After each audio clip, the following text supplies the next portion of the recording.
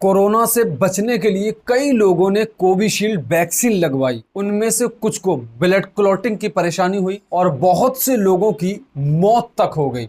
अब इस वैक्सीन को बनाने वाली कंपनी ने माना है कि इसके बहुत सारे साइड इफ़ेक्ट्स हो सकते हैं। जब से खबर सामने आई है तब से लोगों में दहशत फैल गई है। दहशत फैलने की सबसे बड़ी वजह है कि भारत में करीब 80% लोगों ने कोविशील्ड वैक्सीन ही लगवाई है।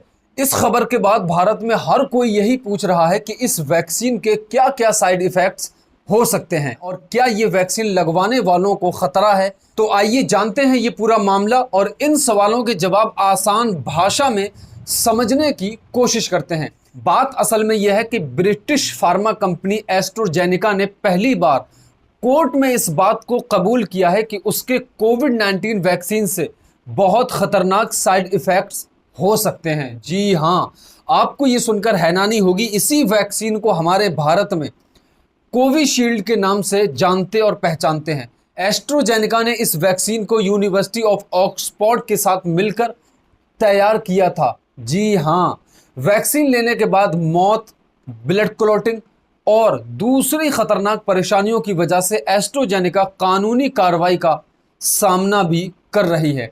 और ये सब इसलिए हुआ है क्योंकि बहुत सारी फैमिलीज़ ने आरोप लगाया है कि वैक्सीन की वजह से उन्हें खतरनाक साइड इफ़ेक्ट्स हुए हैं। ब्रिटिश अखबार द टेलीग्राफ ने कोर्ट के दस्तावेजों के हवाले से एक रिपोर्ट तैयार की है जिसके मुताबिक एस्ट्रोजेनिका के खिलाफ पहला केस जेमी स्टॉक नाम के एक शख्स ने यूके में दर्ज कराया था। अब अप्रैल 2021 में एस्ट्रोजेनिका की वैक्सीन लेने के बाद वो पूरी तरह से ब्रेन इंजरी का शिकार हो गया था और वैक्सीन लेने के बाद वो काम नहीं कर पाया। जेमी की हालत ऐसी थी कि अस्पताल ने उस दौरान उनकी पत्नी को 3 बार कॉल करके ये बताया कि उनके पति यानी हस्बैंड मरने वाले हैं। जेमी को TTS thrombosis with thrombocytopenia syndrome नाम का गंभीर साइड इफेक्ट हुआ। इससे लोगों के दिमाग में खून के थक्के यानी ब्लड क्लॉट्स बन जाते हैं और प्लेटलेट्स की संख्या बहुत ज़्यादा कम हो जाती है। बॉडी में खून जमने की वजह से ब्रेन स्ट्रोक या कार्डियक अरेस्ट का खतरा भी हो जाता है। रिपोर्ट के मुताबिक एस्ट्रोजेनिका ने इस फरवरी में ही कोर्ट में डॉक्यूमेंट जमा किए हैं। इसमें बताया है कि इसकी कोविड वैक्सीन से कुछ मामलों में टीटीएस हो सकता है। यूके हाई कोर्ट में कंपनी के खिलाफ 51 केस दर्ज हैं। पीड़ित परिवार वाले कंपनी से करीब 1000 करोड़ रुपये यानी 100 मिलियन पाउंड के मुआवजे की मांग कर रहे हैं। इससे पहले मई 2023 में एस्ट्रोजेनिका ने कहा था कि वैक्सीन की वजह से आमतौर पर टीटीएस होने की बात को वो नहीं मानते। हालांकि अब कंपनी कह रही है कि कुछ सीरियस मामलों में ऐसा हो सकता है और उसे नहीं पता कि ऐसा क्यों हुआ। कंपनी ने यह भी कहा कि वैक्सीन के बिना भी टीटीएस हो सकता है। कंपनी का दावा है कि कोविड-19 महामारी के दौरान इस वैक्सीन की मदद से दुनिया भर में 60 लाख लोगों की जिंदगियां बचाई गई हैं। उनका यह भी कहना है कि वैक्सीन लेने के बाद लोग फिक्रमंद और घबराए हुए हैं, लेकिन हम अब भी इस दावे पर कायम हैं कि साइड इफ़ेक्ट्स ज़्यादा ही सीरियस मामले में सामने आ सकते हैं। लेकिन पीड़ित परिवारों के वकील ने कोर्ट में इस बात का मजबूती से दावा किया है कि एस्ट्राजेनेका की वैक्सीन खराब है और इसके फायदों को काफ़ी बढ़ा चढ़ा कर दिखाया गया है। हालांकि एस्ट्राजेनेका ने इसे सिरे से झूठ बताकर खारिज कर दिया है। अब सवाल यह है कि कोविशील्ड वैक्सीन लगवाने वालों को क्या डरने की बहुत ज़्यादा ज़रूरत है? उनके लिए कोई ख़तरा है या नहीं? तो आपको बता दें कि डॉक्टर ईश्वर गिलाद जो इन्फेक्शियस डिसीज़ स्पेशलिस्ट हैं, उनका कहना है कि 200 करोड़ वैक्सीन के डोसेज में अगर ये हम कहते हैं कि 500 में या 1 लाख में, जिसका मतलब है 0.22 पॉइंट, लेकिन फिर भी रियल नंबर काफ़ी बड़े हो जाते हैं। इसलिए लोगों में दहशत होना नेचुरल है, क्योंकि जो साइड इफ़ेक्ट्स हैं वो काफ़ी सीरियस नेचर के हैं। किसी किसी की डेथ हुई है और किसी को परमानेंट डिसेबिलिटी हुई है। अब बात यह है कि जब कोई नया ड्रग या नई वैक्सीन आती है तो उसका एक प्रूफ कॉन्सेप्ट होता है लैब में, फिर एनिमल ट्रायल होता है, फिर फेज 1, फेज 2 और उसके बाद फेज 3 ह्यूमन बीइंग में होता है और फेज 3 के बाद ही मार्केट में आता है। पोस्ट मार्केट एनालिसिस होके भी फेज 4 होता है और फेज 4 के बेसिस पर भी कभी कभी ड्रग विड हो जाता है। यहां पर कोविड में क्या हुआ कि इमरजेंसी होने की वजह से इमरजेंसी यूज ऑथराइजेशन दिया गया, वो फेज 2 के बलबूते पर था। फेज 2 के बलबूते पर जब दिया गया और सारे दुनिया में ये डेल्टा की लेयर फैली हुई थी जिसके अंदर डेथ रेट काफी ज्यादा था, तो आपके हाथ में एक ही चीज थी और वो चीज थी आप वैक्सीन लो या मरने का इंतजार करो। तो लोग डरे थे, सहमे हुए थे, सबको वैक्सीन जरूरी थी।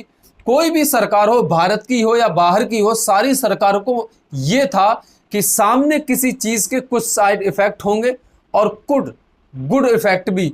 तो अगर गुड इफेक्ट ज्यादा हैं तो हम साइड इफेक्ट्स को इग्नोर करेंगे। और कंपनी ने क्या किया कि जब इमरजेंसी ऑथराइजेशन में उनका परमिशन मिली तो उन्होंने कहा कि अगर कुछ भी हुआ तो उसकी जिम्मेदारी सरकार ले। तो यूजली क्या होता है कि कोई मेडिसिन से या कोई इंजेक्शन से या वैक्सीन से मरता है तो उसकी जिम्मेदारी उस कंपनी पे ही होती है।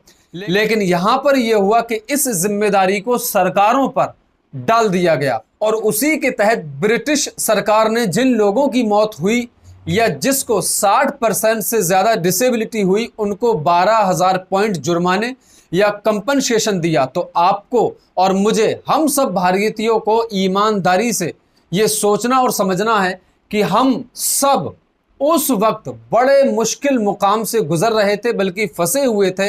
जैसे समझो किसी बिल्डिंग में आग लगी है तो आप वहां से कूदते हैं और वहां से कूदने के बाद आपकी एक आध हड्डी टूट सकती है लेकिन आपकी जान बच सकती है।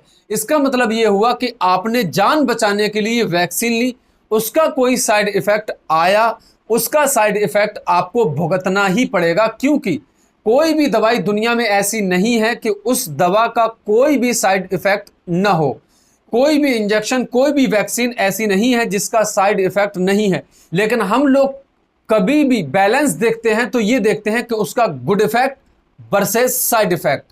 तो गुड इफेक्ट का आउटवे होता है, गवर्नमेंट ने या किसी ने भी अप्रूव किया तो उसी तरह से किया है कि हमारे सामने इमरजेंसी थी और इतनी बड़ी इमरजेंसी थी तो उसका मुकाबला करना है। इसके गुड इफेक्ट बैड इफेक्ट से ज्यादा हैं, अप्रूव कर दो, बाद में देखते रहेंगे। इसी वजह से उस वक्त हम लोग उस मुश्किल दौर से बाहर निकल गए थे।